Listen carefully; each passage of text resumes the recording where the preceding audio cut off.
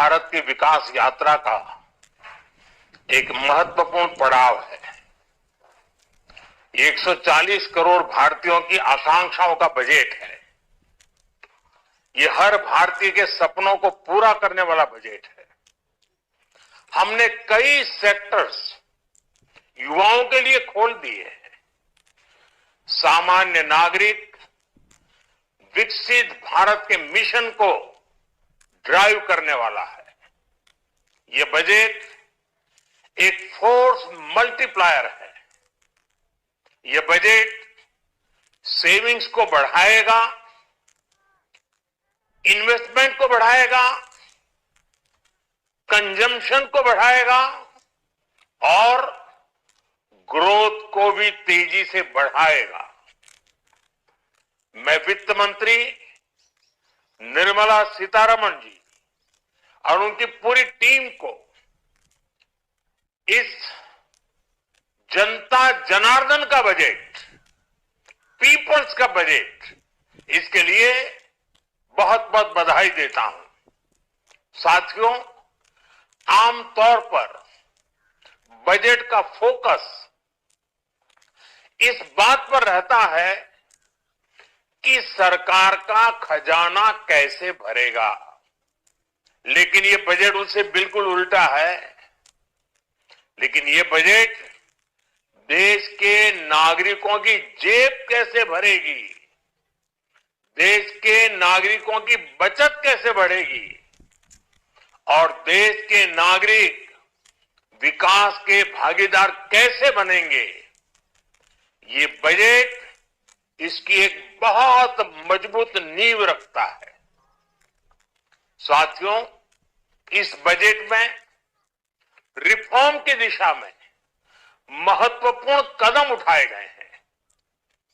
Nuclear energy में private sector को बढ़ावा देने का निर्णय बहुत ही ऐतिहासिक है। ये आने वाले समय में सिविल न्यूक्लियर एनर्जी का बड़ा योगदान देश के विकास में सुनिश्चित करेगा। बजट में रोजगार के सभी क्षेत्रों को हर प्रकार से प्राथमिकता दी गई है।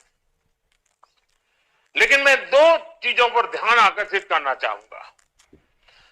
उन रिफॉर्म्स की मैं चर्चा करना चाहूंगा जो आने वाले समय में बहुत बड़ा परिवर्तन लाने वाले हैं। एक, इंफ्रास्ट्रक्चर स्टेटस देने के कारण भारत में बड़े शिप्स के निर्माण को बढ़ावा मिलेगा। आत्मनिर्भर भारत अभियान को गति मिलेगी और हम सब जानते हैं कि शिप बिल्डिंग ये सर्वाधिक रोजगार देने वाला क्षेत्र है। उसी प्रकार से देश में टूरिज्म के लिए बहुत संभावना है। महत्वपूर्ण 50 टूरिस्ट डेस्टिनेशन, वहां पर जो होटल्स बनाएंगे, उस होटल को पहली बार इंफ्रास्ट्रक्चर के दायरे में लाकर टूरिज्म पर बहुत बल दिया है।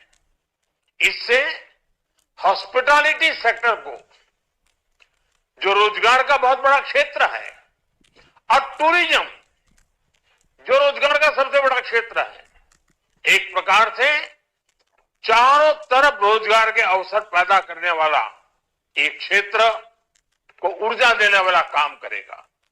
आज देश विकास भी, विरासत भी इस मंत्र को लेकर चल रहा है। इस बजट में भी इसके लिए भी बहुत महत्वपूर्ण और ठोस कदम उठाए गए हैं। 1 करोड़ पांडुलिपियों के लिए संरक्षण के लिए, मैन्युस्क्रिप्ट के लिए ज्ञान भारतम मिशन लॉन्च किया गया है।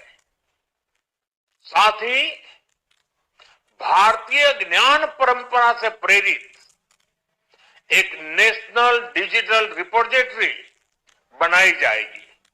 यानी टेक्नोलॉजी का भरपूर उपयोग किया जाएगा और हमारा जो परंपरागत ज्ञान है उसमें से अमृत निचोड़ने का भी काम होगा।